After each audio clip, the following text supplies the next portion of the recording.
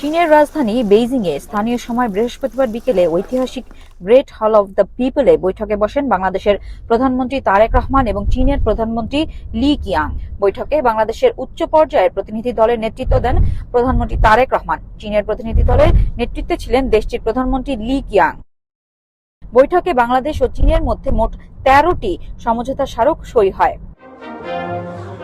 পরে স্ত্রী ডক্টর জুবাইদা রহমানকে সঙ্গে নিয়ে চীনের প্রধানমন্ত্রীর আয়োজনে বিশেষ নৈশভোজে অংশ নেন তারেক রহমান। এর আগে গ্রেট হল অব দ্য পিপলে প্রধানমন্ত্রী তারেক রহমানকে রাষ্ট্রীয় মর্যাদায় লাল গালিচা, সংবর্ধনা ও গার্ড অব অনার প্রদান করা হয়। অভিবাদন মঞ্চে দুই প্রধানমন্ত্রীকে সশস্ত্র সালাম জানায় চীনের সশস্ত্র বাহিনীর একটি সুসজ্জিত চৌকস দল। এ সময় দুই দেশের জাতীয় সঙ্গীত পরিবেশন করা হয়। বেইজিংয়ে এক সংবাদ সম্মেলনে প্রধানমন্ত্রীর পররাষ্ট্র বিষয়ক উপদেষ্টা হুমায়ুন কবির ও প্রধানমন্ত্রী কার্যালয়ের মুখপাত্র ডক্টর মাহাদি আমিন জানান, দেশের অবকাঠামো ও অর্থনৈতিক উন্নয়নে স্বাক্ষরিত সমঝোতা স্মারকগুলো যুগান্তকারী ভূমিকা রাখবে।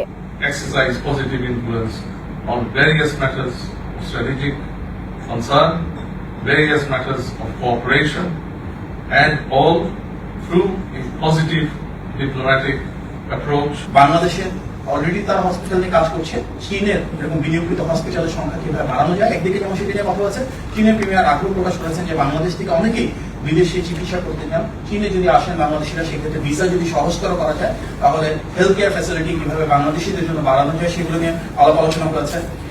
বাংলাদেশি স্টুডেন্টরা চীনে যেন সহজে ভিসা পায় এবং স্কলারশিপ বাড়ানোর সুযোগ হয়। স্পেশালি থার্ড ল্যাঙ্গুয়েজ শিখে যারা আসবে তাদেরকে কিভাবে স্কলারশিপ দিয়ে ফ্যাসিলিটেট করতে পারে, সেগুলো নিয়ে সরকারি পর্যায়ে আলোচনা করেছে। নির্বাচিত সরকার হিসাবে মাননীয় প্রধানমন্ত্রী জনাব তারেক রহমানের নেতৃত্বাধীন বিএনপি সরকারের সাথে দৃঢ়ভাবে একসাথে কাজ করার জন্য অনেক শক্তিশালী আগ্রহ প্রকাশ করেছে। সফরের অংশ হিসেবে শুক্রবার চীনের প্রেসিডেন্ট শি জিনপিংয়ের সঙ্গে বাংলাদেশের প্রধানমন্ত্রীর সাক্ষাৎ হওয়ার কথা রয়েছে। নুরুন নাহার বিলি, মাছরাঙা সংবাদ, বেইজিং, চীন।